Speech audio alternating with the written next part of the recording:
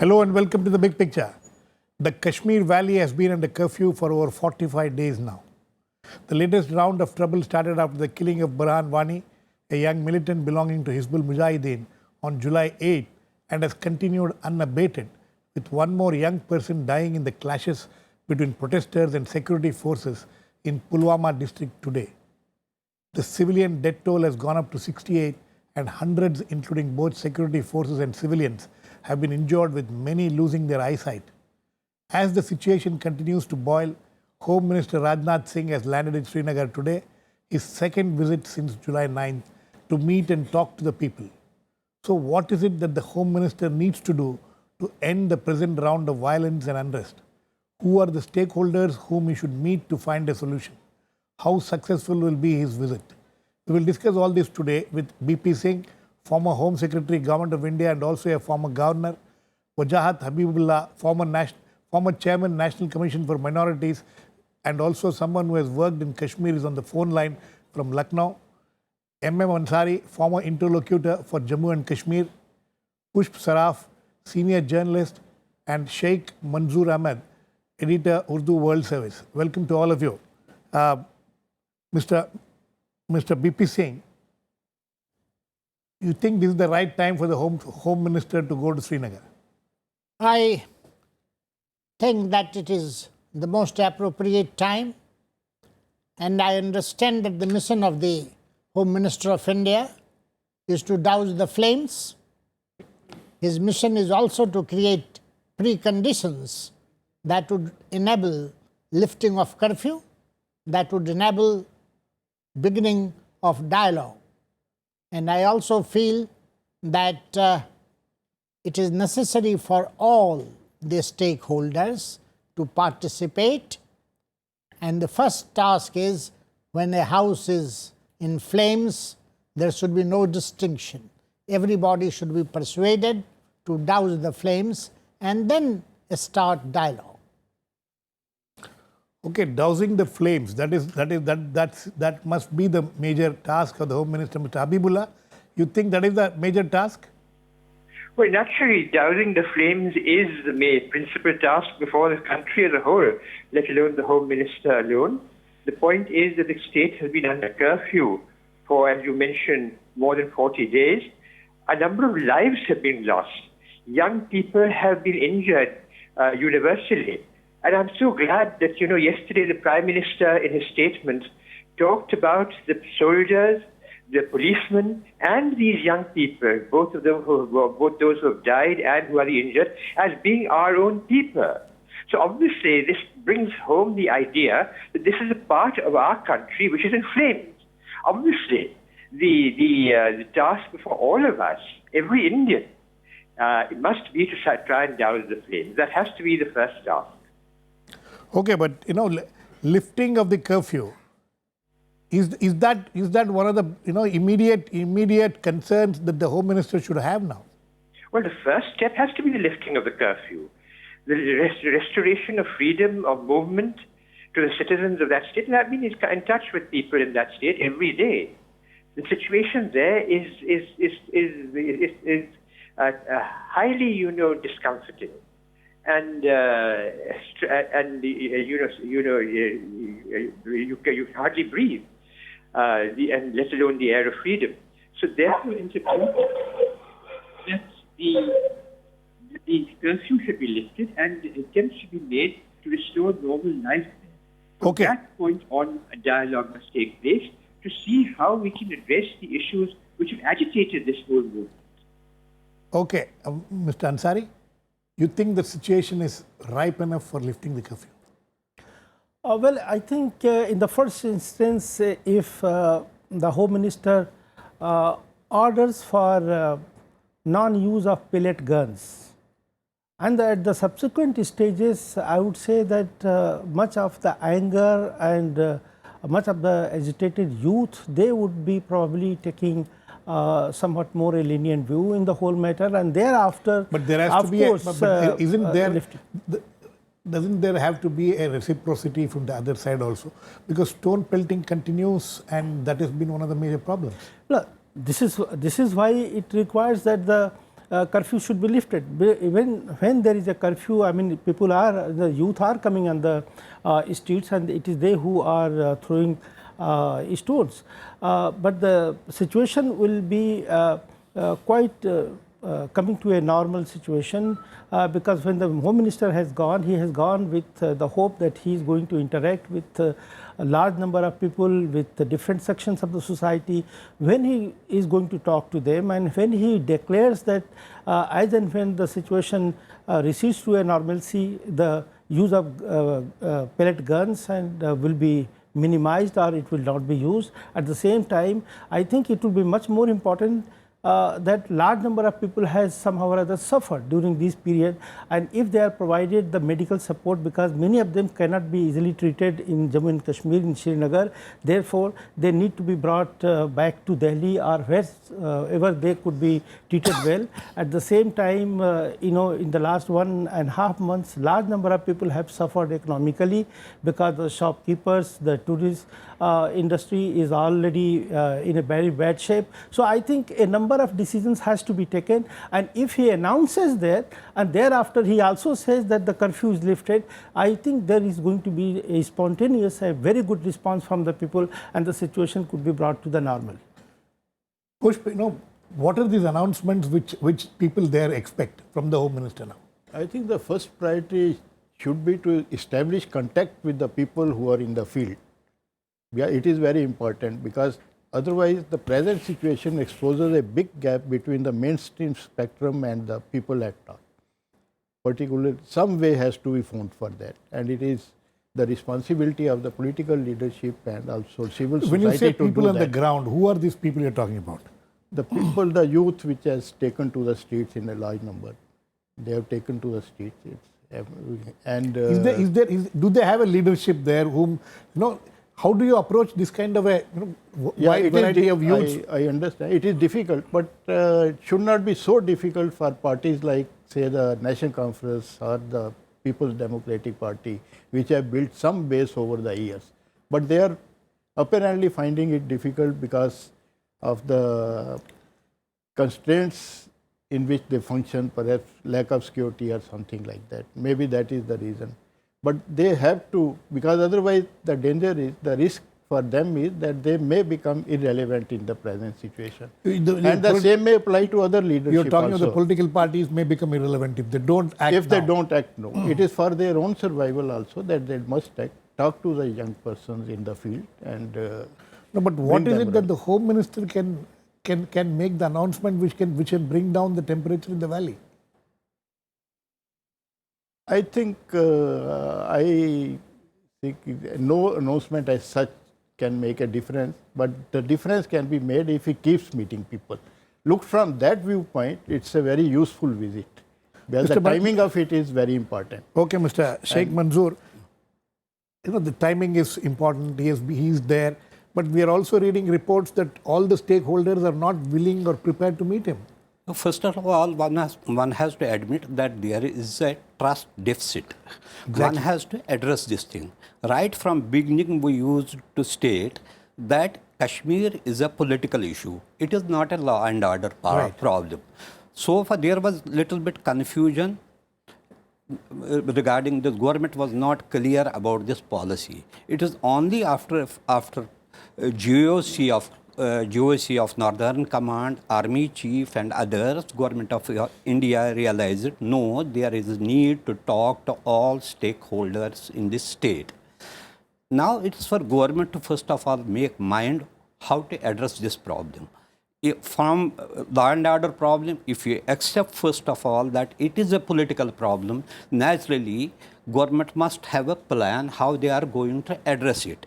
Moreover, as Mr. Ansari said, state has suffered first time in a democratic India. We are seeing a part of this country reeling under curfew for 45 days. Yes, at a stretch. At a stretch. It has not happened in independent India so far.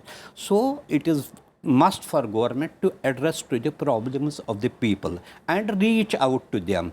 There are so many things you can do in this respect. You have to, first of all, initiate a political dialogue. At the same time, you have to give some economic relief as well as take other measures which can reduce casualties on ground. Okay, Mr. Singh, you know, it is very interesting. The Home Minister reached Srinagar. He made an announcement that anybody who is willing to come and meet him can meet him. He's staying in such and such a place. Anybody who believes in Kashmiriyat, Insaniyat, Jamhuriyat can come and meet me. This kind of approach, do you think will be able to, you know, get the people to start a dialogue? I think the first prerequisite is for the government of India to announce that they are willing to speak to all stakeholders. Now, as regards... Sorry to intervene, sir. Yes.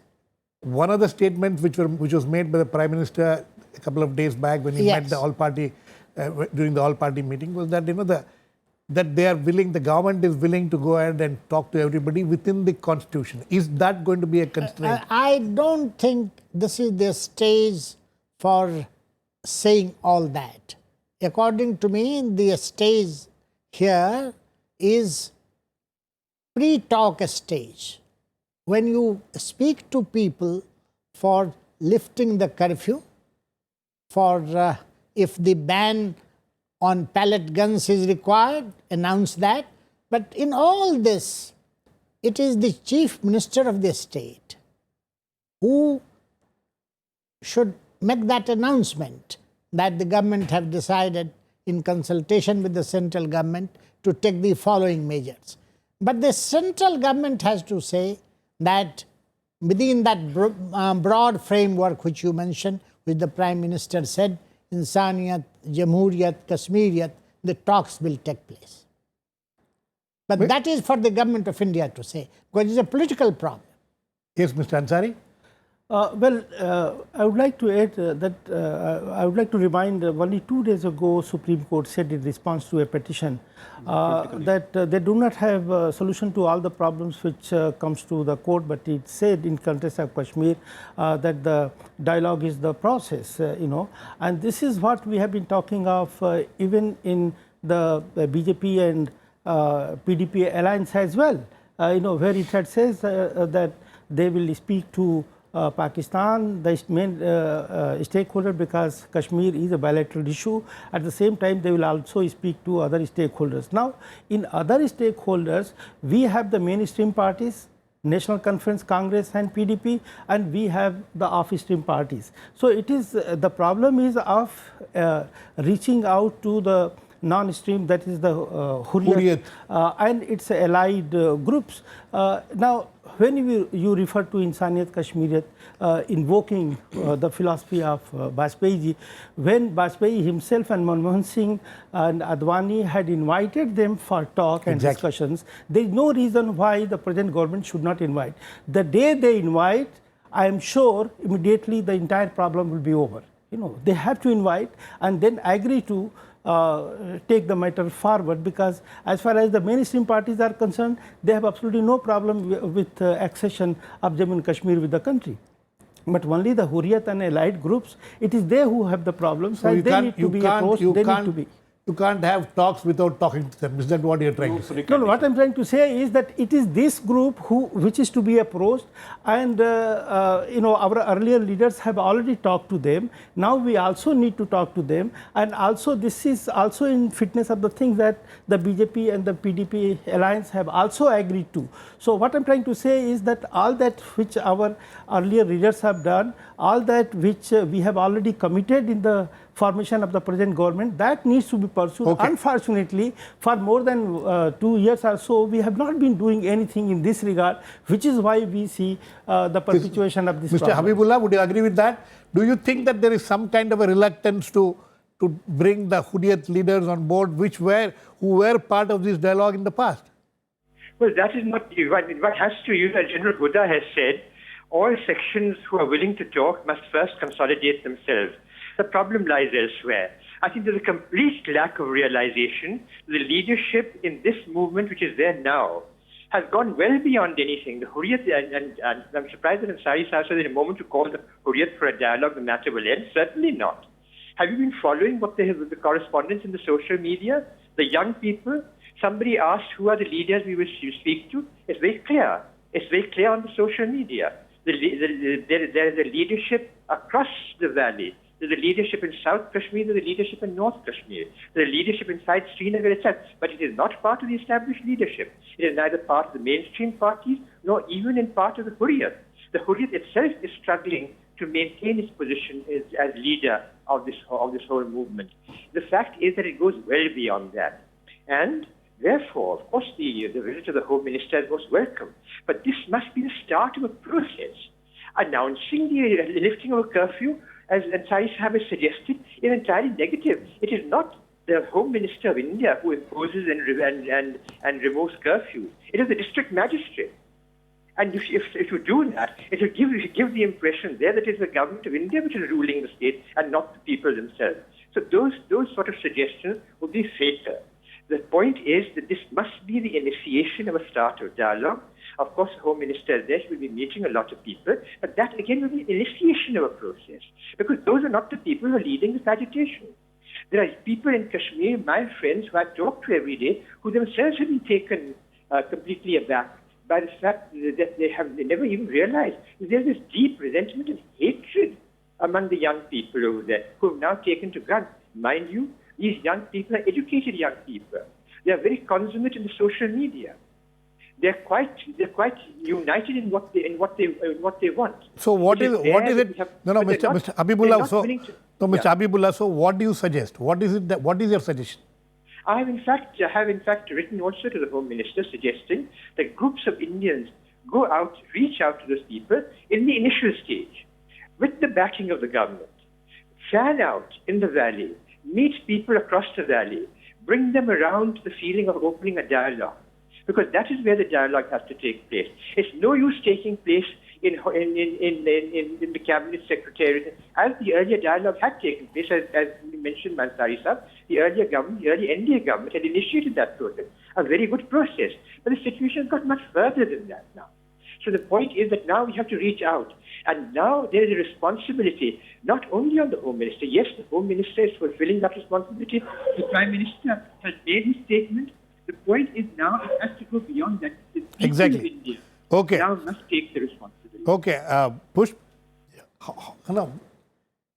What Mr. Habibullah is saying is that, if I've interpreted it correctly, that there are these groups of youngsters there whose leaders, who are the leaders is not very clear.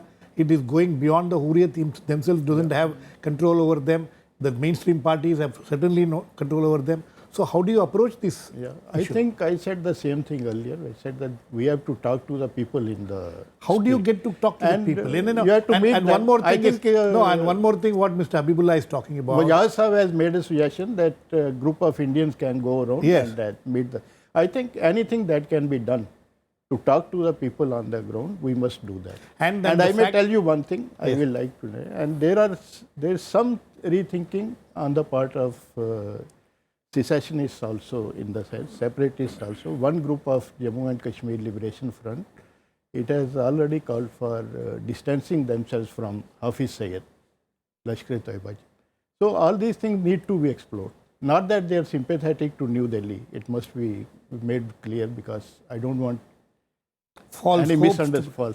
Yeah.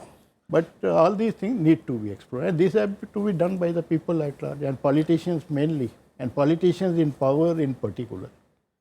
Mr. Sheikh Manzoor, do you think that the people of Kashmir will, how do you bring them around? The Home Minister is there now, and Mr. Habibullah was very interestingly mentioning that people should not get the impression that center is doing things, the state government is not doing things. So how do you get the state government to get involved? Are they fully involved now? No, they are not involved. First of all, I must say that law and order, particularly the security situation in Jammu and Kashmir, it is under the control of Unified Command, which is being directly controlled by army and as well as paramilitary forces chiefs. They are heading this. They take all security decisions in the state. But at the same time, I want to say a couple of things. Mr. Narasimha Rao from Burkina Faso stated that sky is the limit for giving people of Kashmir autonomy or whatever there is there. Secondly, Government of India also entered into dialogue and talks with Naga leaders without any precondition. That can be also applied here. If you go first of all without any precondition, that will allow other stakeholders in this You process. think there is precondition now? It appears like Why? that. Why It do you think appears. They say within the frame, it may be problem for separatist leaders and others to join immediately talks. If you leave it open, then convince them that everything has to be, all solutions has. Which is what you think was the Vajpayee Vajpayee approach? did it, even our previous governments did it with Nagaland and others. That may later on you can provide them this formula that everything can be solved within the framework of Indian Constitution. That is possible. If you first put conditions to them, then it will be difficult for other parties to accept the offer. I think that's an important, Mr. Singh, would you agree with that? I want to make it absolutely clear that the instrument of accession, Constitution of Jammu and Kashmir and the Constitution of India are not to be discussed now. The main question is that all the stakeholders should be invited by the Home Minister for discussion. Second question is... Do you include the Hurriyat when you say that all stakeholders? I'm coming to you. All the stakeholders. Yes, anybody, Tom, Dick and Harry, come for discussion how to restore peace.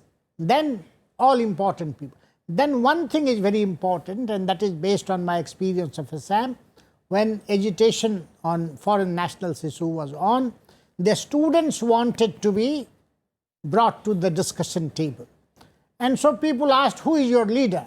They said, Mahatma Gandhi is our leader. The question is that the social media has generated a new class of leaders in 20s. And that leadership is known to the state chief minister. That leadership is known to the state political parties. We should try to reach them and discuss with them.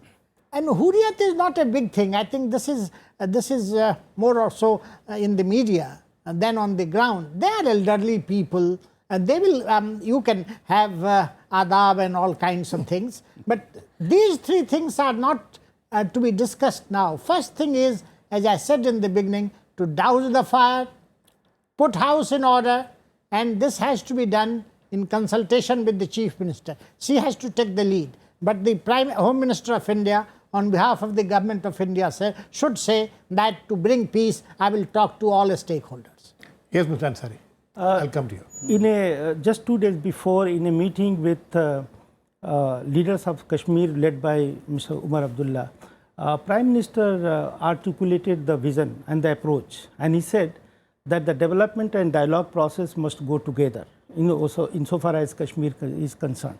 Now, when he talked about development, of course, in the last 45 days or so, people have suffered a lot. There is huge alienation among the youth. So, from the development perspective, the traders, the businessmen, the youth, alienation, etc., needs to be dealt with. And again, as far as the dialogue process is concerned, as I said before, there is absolutely no problem as far as the mainstream parties are concerned. Now, the dialogue process is to be initiated with those, as you said, that who are the leaders among the stone pelters, the leaders. I must tell you, these are all the college and the university going students largely, and it is very easy to find out in the colleges, in the schools, in the universities, and I think there is the leadership. So we can approach the parents, we can approach the teachers, we can approach the students in the colleges and universities, and it will be much easier to establish contact with them and also initiate the dialogue process. I think that will lead us to a solution and also resolving the problem. Okay. Mr. Habibullah, we are hearing reports that certain stakeholders like the Kashmir, the Chamber of Commerce and people like that, they are still not very convinced about going and meeting. They still think that, enough has not been done for them to go to the dialogue table. What do you do in this kind of situation? No, of course, the people who are already a part of the establishment, and that includes the Chamber of Commerce and things, must first be drawn into the dialogue process. But as I said, this is the only initial stage. The real target of your dialogue are the people who are the agitators and the young people, the youth. And I'm afraid speaking to their parents and teachers is not going to do any good at all. The parents and the teachers are the ones who are most afraid of them, because these children have taken up guns, have taken up arms against what their parents have advised. You do know that the father of Burhan Wani was the headmaster of a school Right. in Tral. He was Right. a very respected person, a resident of Tral, which is a small town. Right. There's been the case, there's so many other such cases.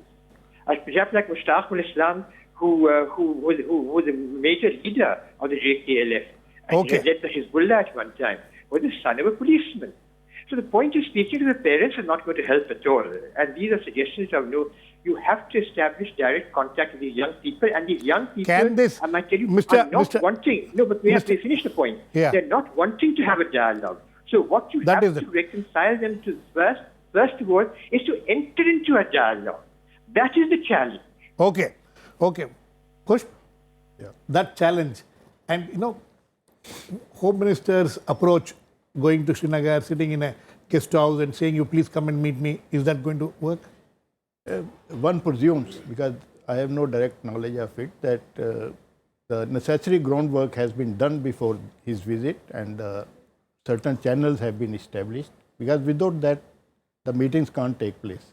Without contacting the people you want to talk to, you can't meet them. You can't meet. Anybody Okay. can't meet. The, Syed Manzoor, Sheikh Manzoor, the minimum which will be expected by the people there, which the government can offer. What is it that the government, minimum which the people will expect? from the I think government? first of all, now government has realized it is a political problem.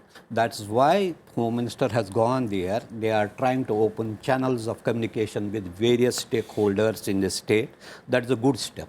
But still they are not clear what should be the contours of the dialogue. Exactly. That's very important to know. Secondly, it is, besides political, it has also economic dimension. Right. Unemployment, other issues. Now, Mr. Wajahat Habibullah said we should talk to youth, because you cannot talk to anybody, because they don't. They are not represent- willing to talk at this point of time. First of all, that's a problem. Secondly, this is my personal feeling and impression, they represent certain aspirations of a section of the people in the valley. Once a process starts, naturally, Government of India would be able to find out people with What are their whom they can get in What touch. is their, what exactly are their aspirations? That is That is something which it's a tough task. Very quickly, sir, one word. Well, I also feel that the government realizes that the Pakistan is in the whole process is a spoiler, and therefore somehow or other we need to find out ways to approach Pakistan to bring on the table. So, when we say that everybody, all the stakeholders should be spoken to, then that also includes at some point of time Pakistan also, I suppose. We'll wait and watch how this will continue. This effort on the part of the Home Minister is welcome, but how it will end up, we'll have to wait and watch. Thanks to all my guests. Please keep watching. We'll come back with Ansari in the big pictures tomorrow.